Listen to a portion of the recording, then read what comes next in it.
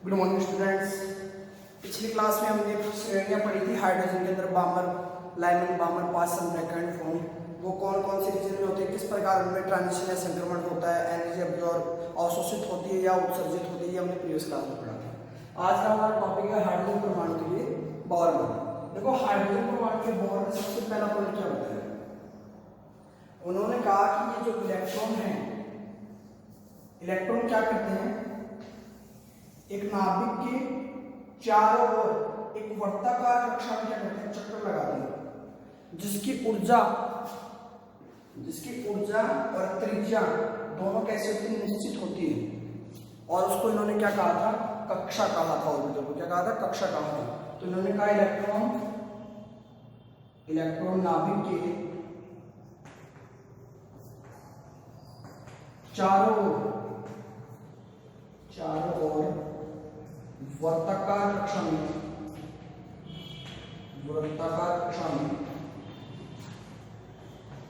चक्कर लगाते हैं,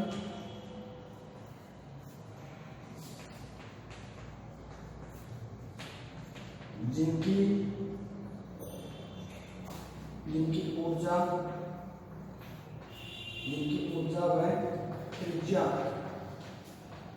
समान होती है या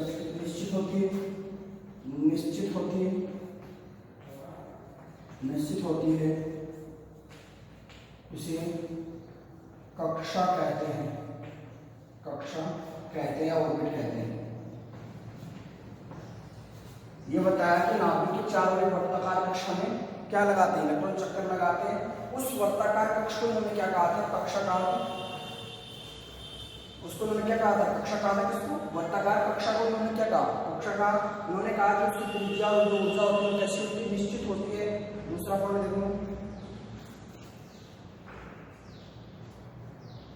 निश्चित कक्षा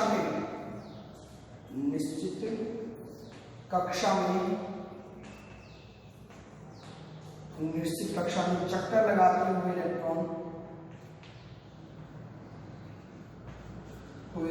इलेक्ट्रॉन की ऊर्जा समय के साथ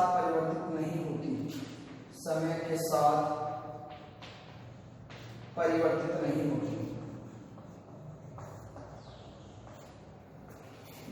होती,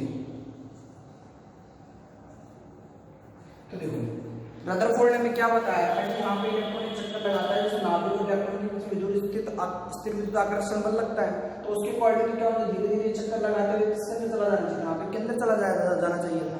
लेकिन ये क्या कहता है कि चक्कर लगाता है निश्चित कक्षा में, तो उसकी इलेक्ट्रॉन की एनर्जी क्या नहीं होती है, परिवर्तित नहीं होती है, चेंज नहीं होती है।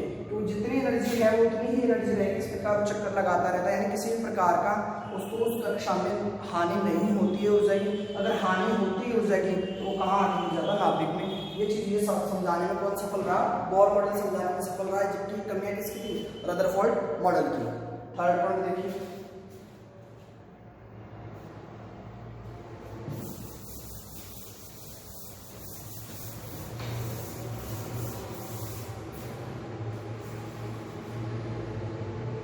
थर्ड हमें बता, मान लीजिए दो ऊर्जा स्तर है। ये क्या है, निम्न ऊर्जा स्तर,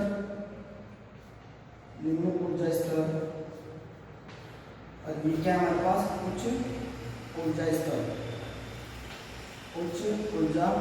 स्तर। उन्होंने कहा यदि इलेक्ट्रॉन निम्न ऊर्जा से उच्च ऊर्जा में जाते हैं, उच्च ऊर्जा स्तर में जाते हैं, तो ऊर्जा क्या होता है, अवशोषण।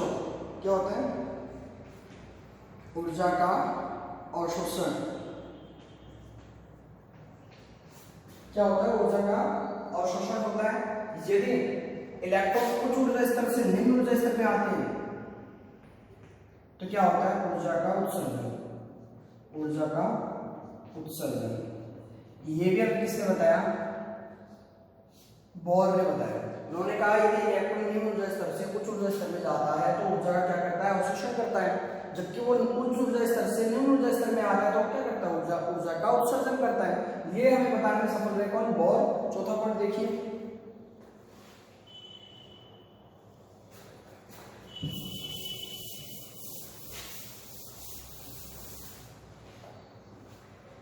फोर्थ पॉइंट है इलेक्ट्रॉन उन्हीं कक्षाओं में घूम सकता है, उन्हीं कक्षाओं में घूम सकता है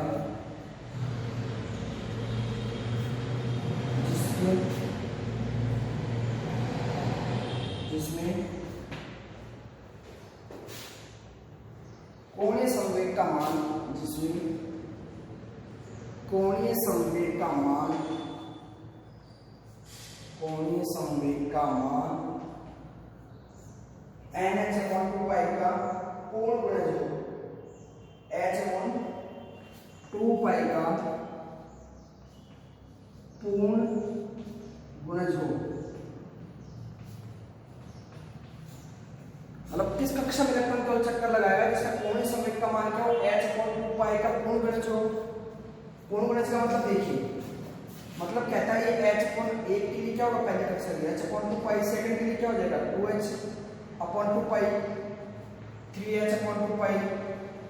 मतलब आपकी वैल्यू की पूर्ण संख्या होगी, नहीं ऐसा नहीं होगा कभी भी कि 1.5H/2π, ऐसा नहीं होगा। हमेशा क्या होगा, यहाँ पे पूर्ण संख्याएं होंगी, तो इसको मैं ऐसे भी लिख सकता हूँ, L को मैं कोणीय संवेग से रिप्रेजेंट कर रहा हूँ, MVR होता है, इसका फॉर्मूला इसको हम लिखते हैं NH/2π। कोणीय संवेग जैसे आपने इंग्लिश में पढ़ा है।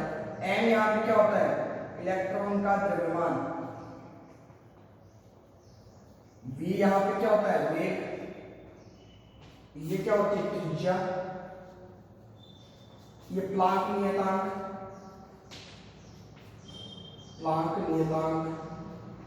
और N क्या होता है यहाँ पे नंबर ऑफ सेल या कक्षकों की संख्या, कक्षकों की संख्या। ये था हमारा कोणीय संवेग। हमेशा ध्यान में रखना ये कैसा होता है, पूर्ण गुणज होता है, कभी भी दशमलव या पॉइंट में ये नहीं आएगा ना बढ़ते में आएगी संख्या, हमेशा कैसे पूर्ण गुणज आएगी। अब आप आगे देखिए अगला पॉइंट,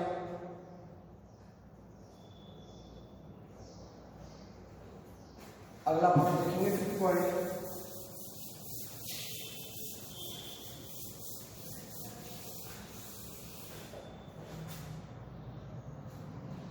देखो अगला पॉइंट क्या है, दो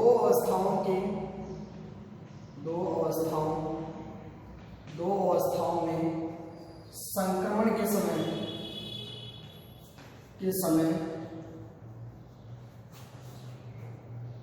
क्या होती है, या तो ऊर्जा अवशोषित होती है, अवशोषित या उत्सर्जित। जब भी दो अवस्थाओं के बीच में संक्रमण होगा, या तो क्या होगा, ऊर्जा का अवशोषण होगा, और या क्या होगा, ऊर्जा का उत्सर्जन होगा। वो कैसे कैलकुलेट करते हैं वो देखिए, समय और अवशोषित या उत्सर्जित, आगे लिखना अवशोषित या उत्सर्जित विकिरण एक ही बात है। तो इसका होता है, अब आपको विकिरण निकालनी है, कितनी आवर्त की रोशनी क्या की विकिरण को अवशोषित किया, उत्सर्जित किया, तो म्यू बराबर क्या लिखोगे आप, delta E upon H। Delta E को आप इस प्रकार भी लिख सकते हो, E2 माइनस E1, यानी फाइनल में से नीचे अंतिम में से पहले निकाल दीजिए H। इस प्रकार आप क्या निकाल सकते हो, म्यू निकाल सकते हो। ठीक है, ये था परफेक्ट पॉइंट। आगे चलते हैं,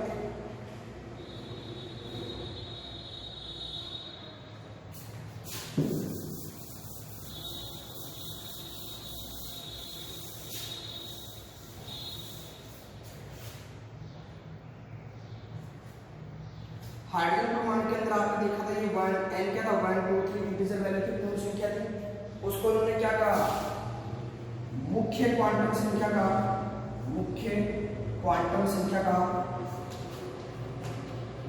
क्या कहा उसको, मुख्य क्वांटम संख्या का। अब देखो स्थायी अवस्था की त्रिज्या देखिए, दूसरा क्या देखा, स्थायी अवस्था की त्रिज्या। ये थोड़ा सा रट्टा टाइप है, स्थायी अवस्था की त्रिज्या।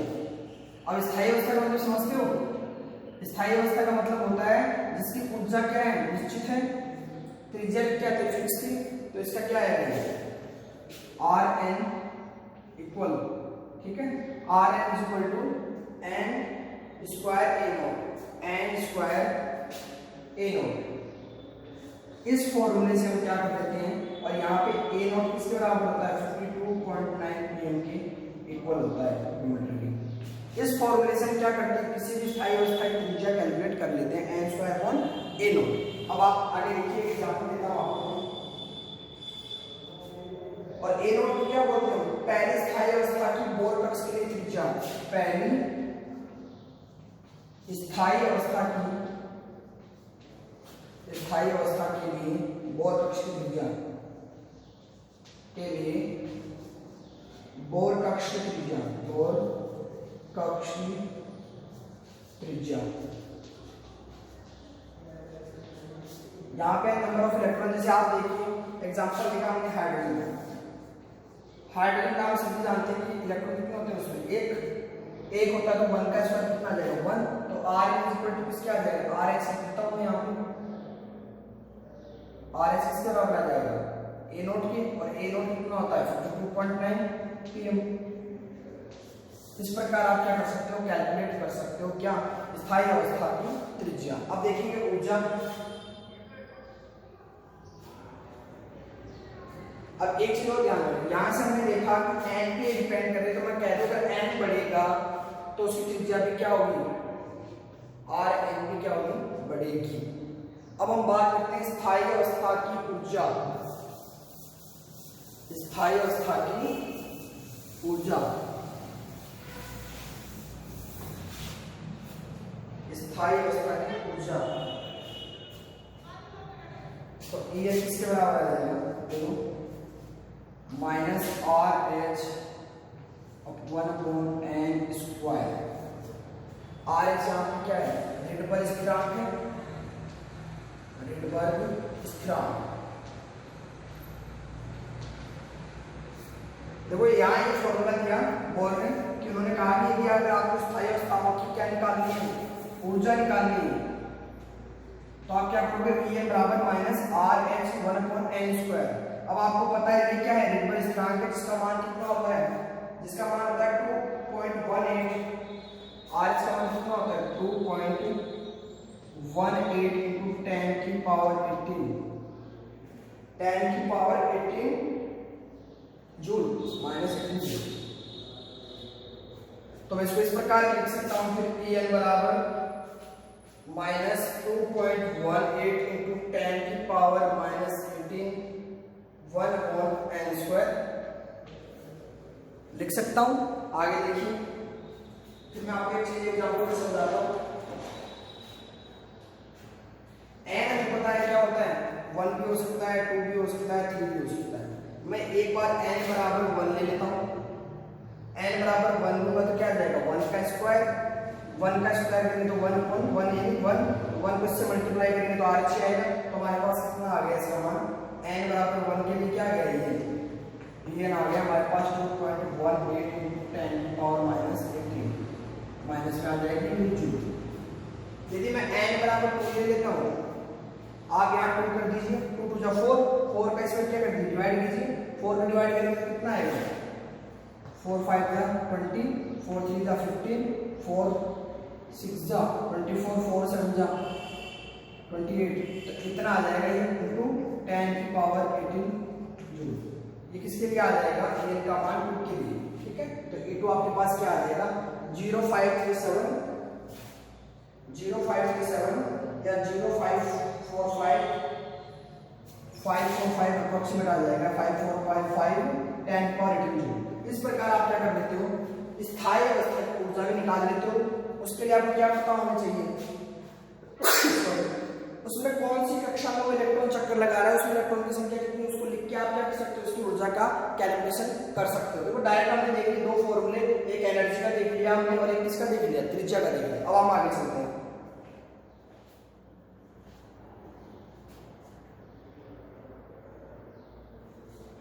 और बोर का जो अगला जो पॉइंट था बहुत इंपॉर्टेंट था, इन्होंने कहा कि जो हाइड्रोजन परमाणु के समान जो आयन होते हैं, हाइड्रोजन परमाणु के समान आयन, अगला पॉइंट क्या था इनके, हाइड्रोजन परमाणु के समान आयन उपस्थित हो उनको भी इन्होंने एक्सप्लेन किया। उसके लिए क्या एक्सप्लेन किया इन्होंने, देखिए इन्होंने क्या बताया, इन्होंने उनके लिए भी एनर्जी और त्रिज्या निकाली। इन्होंने कहा जैसे मान लो हाइड्रोजन के अंदर कितने इलेक्ट्रॉन होते हैं, एक इलेक्ट्रॉन होते हैं, वैसे अगर हम बात करें H+ तो उसमें भी कितने इलेक्ट्रॉन होते हैं, एक इलेक्ट्रॉन होते हैं। बात करें लिथियम 2+ की तो उसमें भी कितने होते हैं, एक इलेक्ट्रॉन होता है। यानी ऐसे आयन जिसके क्या इलेक्ट्रॉन की संख्या एक हो या फिर मैं कहूँ हाइड्रोजन के समान हो, उस पर भी बोर ने अपना क्या लगाया, मॉडल लागू किया। और वहां उसके लिए उन्होंने क्या बताया, स्थायी अवस्था के लिए त्रिज्या और स्थायी अवस्था के लिए ऊर्जा भी बताई। कैसे निकालते हैं देखिए, En बराबर हमें पता था कितने था, 2.18 इंटू 10 की पावर -18, ठीक है। और ये कैसी होती थी, माइनस और इंटू जेड का स्क्वायर अपॉन एन का स्क्वायर। बस थोड़ा सा चेंजिंग आ गई, यहाँ पे उन्होंने क्या कर दिया, जेड स्क्वायर कर दिया। ये तो हम पीछे पढ़ चुके हैं ना जी। अब यहाँ पे जेड क्या है, एटॉमिक नंबर है, परमाणु क्रमांक है, परमाणु क्रमांक। जेड क्या है यहाँ पे, परमाणु क्रमांक, एन क्या पूर्ण संख्या, इंटीजर वैल्यू है। इससे आप क्या कैलकुलेट कर सकते हो, एनर्जी कैलकुलेट कर सकते हो किसकी, जो हाइड्रोजन के परमाणु समान परमाणु आयन रखते हैं, यानी एक इलेक्ट्रॉन रखते हैं, ठीक है। आगे देखिए इसकी त्रिज्या क्या होगी, Rn 0.529 into n² upon Z. इससे आप क्या कर लेते हो, इसकी त्रिज्या कैलकुलेट कर लेते हो। क्या कर लोगे, Tm में आ जाएंगे, त्रिज्या निकाल लोगे। ये दो फॉर्मूले किसके लिए बताए, जिसके अंदर हाइड्रोजन के समान ही क्या हो, इलेक्ट्रॉन उपस्थित हो, उसके लिए उन्होंने बताया। उन्होंने क्या बताया कि अगर इस प्रकार का फॉर्मूला रखते हैं तो उसको क्या ज्ञात कर सकते हैं, हम त्रिज्या ज्ञात कर सकते हैं। लेकिन किसके लिए लागू होगा, जब जिसके अंदर संरचना के अंदर हाइड्रोजन के समान इलेक्ट्रॉन हो। जैसे हाइड्रोजन की बात की एक इलेक्ट्रॉन था, हीलियम 2+ की बात की तो भी एक इलेक्ट्रॉन था, लिथियम 2+ की बात की तो भी एक इलेक्ट्रॉन था। प्लस को हम कमी से शो करते हैं, हमें पता है हीलियम में 2 होता है, 1+1 कम हो गया, एक इलेक्ट्रॉन। लिथियम कितने में आया, 3 इलेक्ट्रॉन होते हैं, 2 कम कर दिए, कितना आ गया, 1 इलेक्ट्रॉन। ऐसे आयन के ऊपर भी बोर मॉडल ने क्या किया, अपना उपयोग बताया। फिर आगे देखिए, अगला फॉर्मूला ने क्या दिया, आपकी जो मुख्य क्वांटम संख्या है, यदि उसका मान बढ़ता है, मुख्य क्वांटम संख्या क्या थी, n बराबर थी ना, मुख्य क्वांटम संख्या, यदि मुख्य क्वांटम संख्या इंक्रीज होती है आपकी, तो वेग होता है, जो वेलोसिटी होती है आपकी, वो भी क्या होती है, घटती है। जबकि इन्होंने क्या कहा, धनात्मक आवेश बढ़ता है नाभिक में, धनात्मक आवेश किसमें, नाभिक के अंदर यदि बढ़ेगा तो वेग भी क्या होगा, वेलोसिटी भी क्या होगी, यानी v जो था आपका वो क्या हो जाएगा, बढ़ेगा। ये पॉइंट किसने बताया, बोर ने बताया मैं अपनी थ्योरी के अंदर। आगे देखिए, अब हम पढ़ेंगे नेक्स्ट टॉपिक। ये तो किसने बताया था, बोर ने बताया था केप्लर फॉर्मूले। अब इसी को आगे बढ़ाते हुए हमने देखा हाइड्रोजन परमाणु के रेखा स्पेक्ट्रम की व्याख्या किसने की, बोर ने की। हाइड्रोजन परमाणु के लिए, हाइड्रोजन परमाणु के लिए रेखीय स्पेक्ट्रम की व्याख्या, रेखीय स्पेक्ट्रम की व्याख्या वो भी किसने की थी, बोर ने की थी। किसने की थी, बोर ने। उन्होंने इसके लिए कुछ फॉर्मूले दिए, वो देखिए आप, डेल्टा E बराबर किसको होता है, देखो डेल्टा E बराबर RH, ये हमारा क्या था, रिडबर्ग स्थिरांक। फिर हम बात करते हैं R बराबर, फिर यहाँ पे नीचे n स्क्वायर था तो मैं ले लेता हूँ n initial square minus n final square. ये फॉर्मूला किसने दिया था, बोर ने दिया था, जिससे हम क्या कैलकुलेट कर लेते हैं, उसके एनर्जी में अंतर कितना आता है। जैसे मान लीजिए आपने 2 कक्षा ली, पहले से दूसरी में जाएगा या फिर दूसरी से तीसरी में जाएगा, या तो क्या होगा, उत्तेजित अवस्था में जाएगा या फिर ग्राउंड अवस्था में आएगा, तब क्या होगा, ऊर्जा का अवशोषण या उत्सर्जन होगा। वो कैलकुलेट किससे कर लेते हैं, ऊर्जा में अंतर क्या कर लेते हैं, कैलकुलेट कर लेते हैं डेल्टा E से। अब हमें पता है RH का मान कितना था, 2.18 इंटू 10 की पावर -8 जूल। ये क्या आ जाएगा, 1/n1 स्क्वायर बटे n/n फाइनल का स्क्वायर, या इनिशियल या फाइनल, पहला या अंतिम। n1 का मतलब क्या है, n1 स्क्वायर मतलब पहला ऑर्बिटल कौन सा ऑर्बिटल से जा रहा है, तो अगर पहले से दूसरे में जा रहा है तो n1 क्या आ जाएगा 1, और n2 क्या हो जाएगा 2। यदि दूसरे से तीसरे में जा रहा है n1 क्या हो जाएगा 2 और n2 क्या हो जाएगा 3, जो कि मैंने आपको बताया था उसके फॉर्मूले में 11 श्रेणी के अंदर बताया था n1 क्या होता है n2 क्या होता है। फिर देखो उन्होंने एक फॉर्मूला और दिया म्यू बराबर delta E upon H, mu बराबर डेल्टा ई अपॉन एच। अब हमने डेल्टा ई तो कैलकुलेट कर लिया, उन्होंने बताया क्या होता है 2.18 into 10 की power minus 18 1 upon n initial का square minus n upon final का स्क्वायर, प्रथम अवस्था अंतिम अवस्था, ठीक है। अब देखिए h भी हम जानते हैं प्लांक नियतांक, प्लांक नियतांक हमारे पास क्या था 6.636 into 10 की पावर माइनस 34, ये हम पहले से कैलकुलेट किए प्लांक कांस्टेंट था, प्लांक कांस्टेंट का मैंने देख लिया था। अब देखेंगे इसका सॉल्यूशन क्या आता है। फिर हम बात कर लेते हैं म्यू की। जब हम म्यू की सॉल्यूशन करते हैं तो हमारे पास आता है 3.29, जब हम इसको सॉल्यूशन करते हैं 3.29 into 10 की पावर 15 1 अपॉन n i का स्क्वायर माइनस n फाइनल का स्क्वायर, ये आ जाता है म्यू, म्यू का मान। इससे आप क्या निकाल सकते हो आवर्ती निकाल सकते हो। ये कहां से आया डेल्टा, ये ऐसी आपने पढ़ा था कि बराबर क्या होता है h म्यू बराबर क्या आ जाएगा e अपॉन h। अब हम यहां एनर्जी तो हम एनर्जी चेंज की बात कर रहे हैं, तो उसके लिए क्या लिख दिया था डेल्टा ई, क्योंकि दो कक्षाओं के बीच ऊर्जा का अंतर तो आएगा, ऊर्जा उसमें कितनी है, मान लो ऊपर वाले में 10 थे नीचे वाले में 5, 10 में 5 घटाओगे आप तो ऊर्जा अंतर तो आएगा। इस प्रकार आप क्या कर लेते हो म्यू कैलकुलेट कर लेते हो। आगे देखिए, आगे देखिए म्यू बार, इसी में क्या होता है तीसरा पॉइंट 1 2 हो गए हमारे पास 1 2, तीसरा देखेंगे। अब तीसरा में क्या होता है देखो यहाँ पे म्यू बार कैलकुलेट करते हैं, तो म्यू बार कैलकुलेट करते हैं देखो उसका फॉर्मूला आता है म्यू सी, या फिर आपने देखा था लैम्डा बराबर सी, म्यू बराबर क्या था E बराबर h म्यू, h बराबर c अपॉन लैम्डा, ये तो था आपके पास। अब आपको म्यू बार निकालना है, म्यू बार निकालना, म्यू बार किसके बराबर आता है म्यू सी, तो म्यू सी आएगा, तो म्यू सी का मान कितना है, म्यू का कितना निकाला है हमने 3.29 into 10 की पावर 15 1 अपॉन n1 का स्क्वायर या इनिशियल का स्क्वायर माइनस n फाइनल का स्क्वायर। ये तो हमने किसका मान रख दिया म्यू का, c हमें पता है कितना था 3 into 10 की पावर 8, ये था ना हमारे पास प्रकाश वेलोसिटी या प्रकाश का वेग या प्रकाश की तीव्रता या स्पीड थी।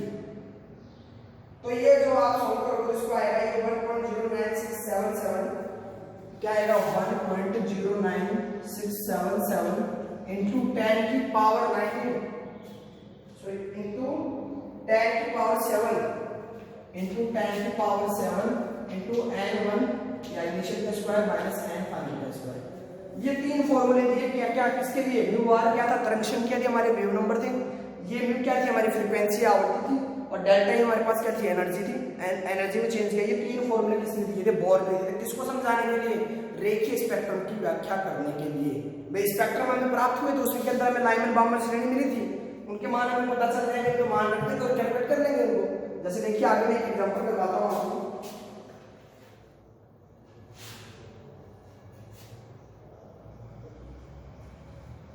मान लीजिए आपके पास कोई कक्षा है, वो n1 बराबर क्या है उसमें n बराबर 5 से किसमें आ रहा है, n बराबर 2 में आ रहा है, n बराबर 5 से 2 में आ रहा है। ये क्या मतलब, यानी मैं कह दूं ये 5 है और ये क्या है 2 है, ये 5 से 2 कहां आ रहा है, इसमें आ रहा है 2 कक्षा के अंदर, ठीक है। अब आपको इसको क्या निकालनी है, आपको इसको बताना है कि तरंगदैर्घ्य क्या होगी और आवृत्ति क्या होगी। तो देखिए कैसे निकालोगे आप क्या करोगे, सबसे पहले डेल्टा ए के अंदर मान रखोगे अपना, इसमें यहां पे क्या कर दोगे, फर्स्ट दे रखा है, फर्स्ट कौन सा होगा इसमें 5, कि 5 से आ रहा है इसमें तो 5 का स्क्वायर,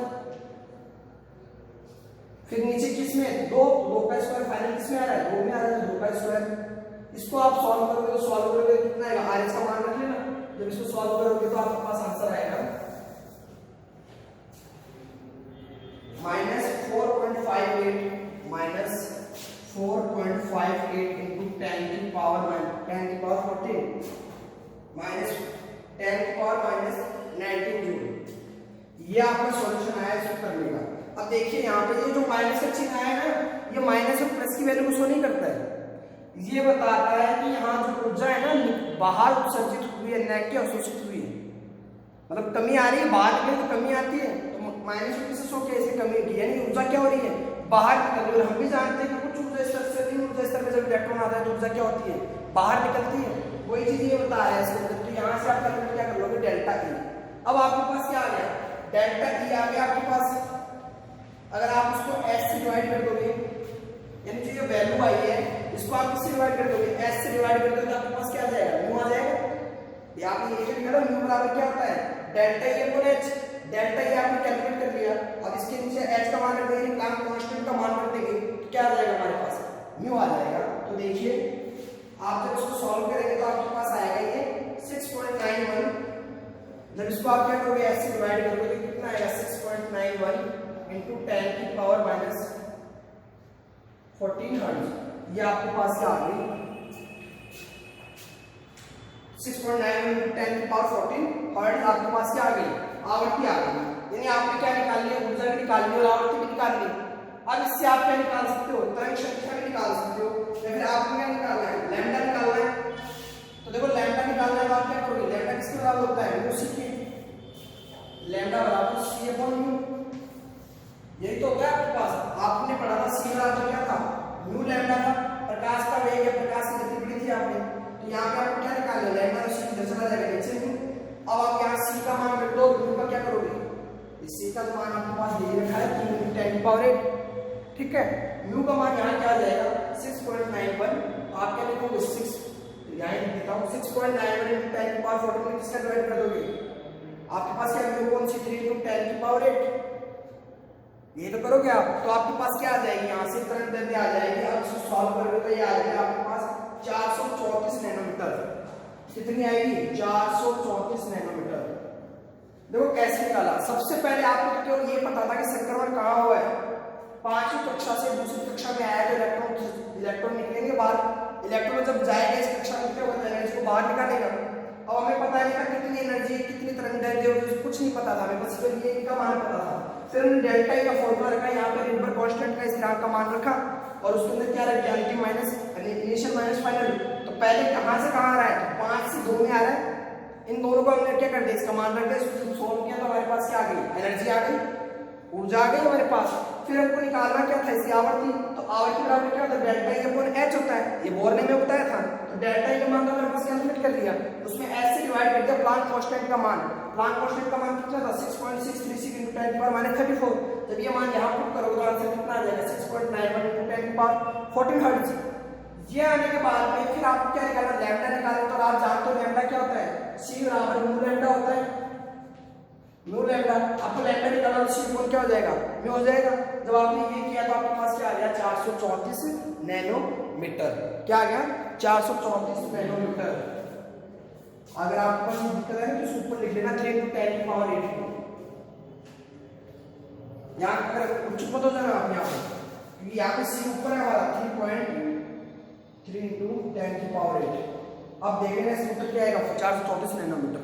इस प्रकार हमने क्या कर दिया, बोर ने अपने अपने पॉइंट्स बताए थे। सबसे पहला पॉइंट उन्होंने बताया था इलेक्ट्रॉन उस कक्षा में चक्कर लगाता है जिसका कोणीय संवेग का मान क्या हो, पूर्ण गुणज हो, किसका आयनिक कोण पाएगा। और जो जिस वृत्ताकार में जो कक्षा में वो चक्कर लगाता है उसको उन्होंने क्या कहा था, कक्षा कहा था। इन्होंने कहा था उसकी त्रिज्या और ऊर्जा क्या होती है, निश्चित होती है। जबकि रदरफोर्ड ने ऐसा नहीं कहा था, उसके अनुसार तो क्या होना चाहिए था, इलेक्ट्रॉन चक्कर लगाते लगाते नाभिक के अंदर गिर जाना चाहिए था, लेकिन यहाँ पे ऐसा नहीं हुआ। फिर इन्होंने एनर्जी और फॉर्मूले के अलग सूत्र दिया आपको, उसके अनुसार आपने क्या निकाल लिया, तरंग दैर्ध्य, आवर्ती वगैरह निकाल ली। आज तक हमारे लिए इतना ही, कल हम पढ़ेंगे बोर मॉडल की सीमाएं क्या क्या होती हैं। आज के लिए इतना ही, थैंक यू।